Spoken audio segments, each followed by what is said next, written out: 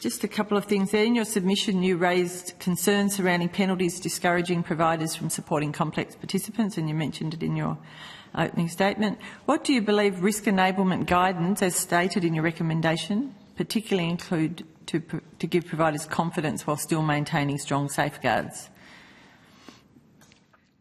Absolutely. Thank you. So to be really clear, I think what we need to understand is when we are talking about this form of space, what we need to understand is its dignity of risk. So it's being able to still access everyday risks that everyone else is able to access as part of their lives. So an example is that you may want to go out and go to an event that might have alcohol there. But if there are issues or concerns that the organisation or the support worker that is supporting you could be seen as inappropriately supporting you in those spaces, then they could be seen as receiving penalty because it doesn't meet risk or acceptable risk of that sort of support, because you're being able to choose your life and choose your engagement in life. Now, that is a very neutral version of what I'm talking about here,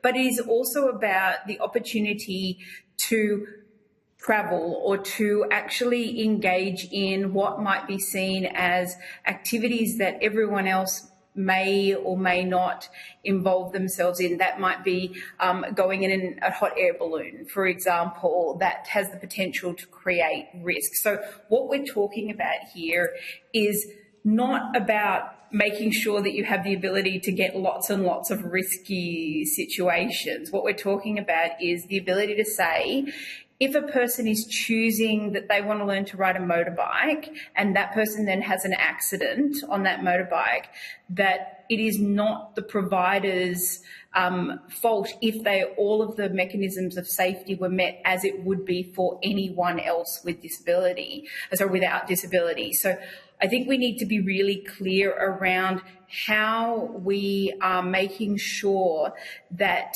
choice and control is primaried over providers being penalised for people accessing opportunities or situations that would be normalised for anyone without disability or without a provider supporting them through that activity or that situation. And I would add, it's Catherine from Inclusion Australia speaking, and I would add that this also goes to the decision support arrangements.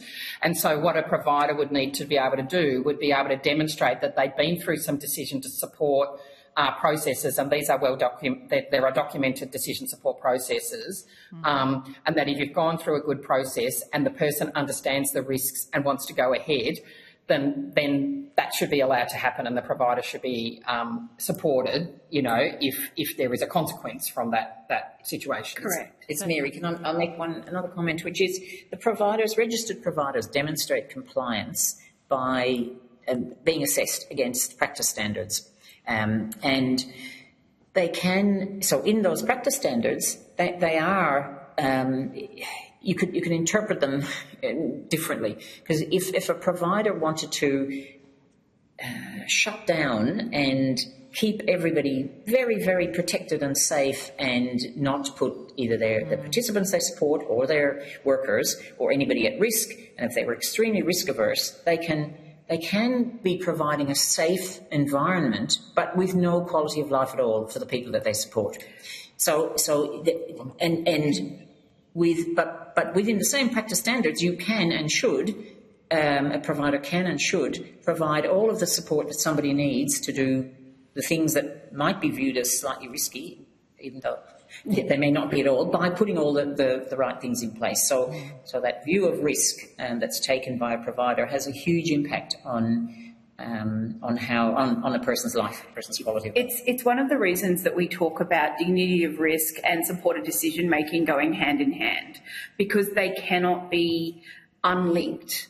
They cannot be something that occurs without each other, because of the fact that if a risky decision is made but the person is not the person with disability is not fully aware of the potential consequences, or and somebody else is making a decision on their behalf to do this without any form of engagement or supported decision making, then absolutely that is a real concern.